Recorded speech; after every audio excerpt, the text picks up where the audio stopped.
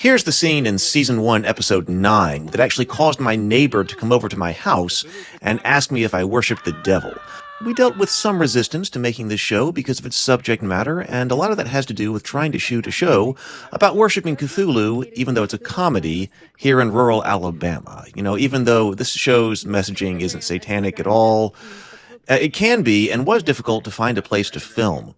One of the biggest issues was trying to find a location to serve as Mike's house. Of course, we needed a very ordinary suburban-looking house, and I was hoping to be able to shoot at a friend's house, but his wife vetoed the shoot because of an objection to the material.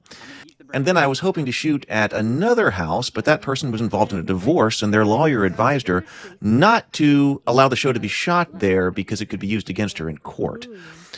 So I would have had no problem shooting at my house, but I completely renovated my living room into a tavern-like hall and a spare bedroom into a gaming dungeon, and that look just wasn't going to work for what was supposed to be Mike's ordinary suburban dwelling. It did work, however, for Shay and Acantha's cottage in Season 2, but basically, at the last moment, we were scrambling, but finally found an Airbnb that we could rent where the owner was totally down with our shooting the show, and we jumped on it.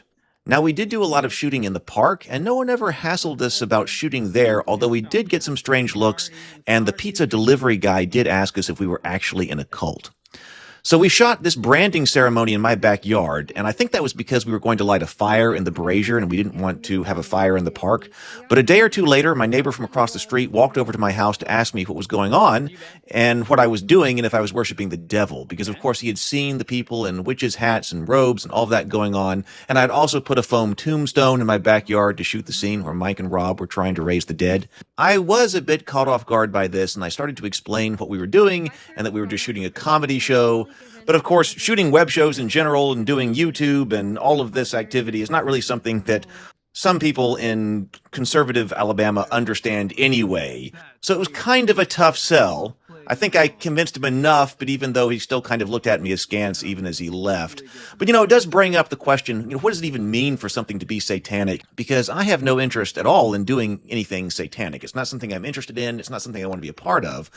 But I probably have a very different perspective on what that is than most people, especially since I know a lot of people are going to laugh at me when I say, hey, I have no interest in doing anything satanic, but then I have this black goat idol in my backyard and I have a video joking about walking around it in a black robe.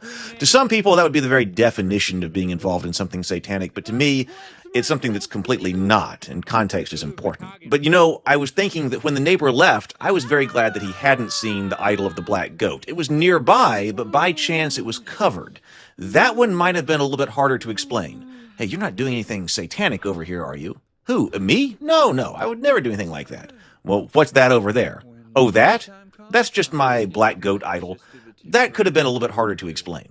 We were careful to remember to bring the black goat idol in from the woods after shooting in the park.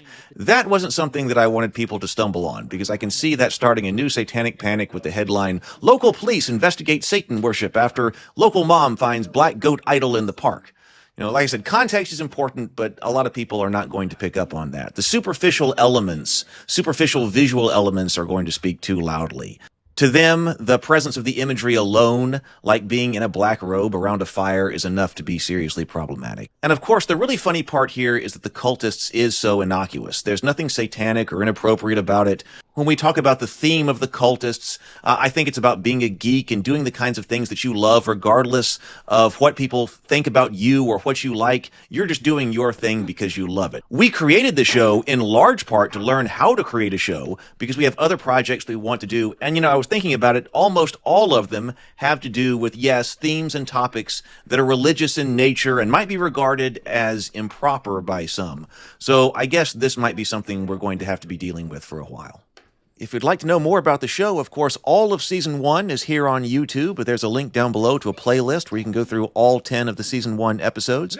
The whole season's about an hour long, and our co-writer and director, Brianna De Silva, has also done behind-the-scenes commentary from her perspective for each of the episodes, and I have also done producer's commentary as well for the season. So I'd love to see you more on the channel. Have a great day. Cthulhu Fhtagn.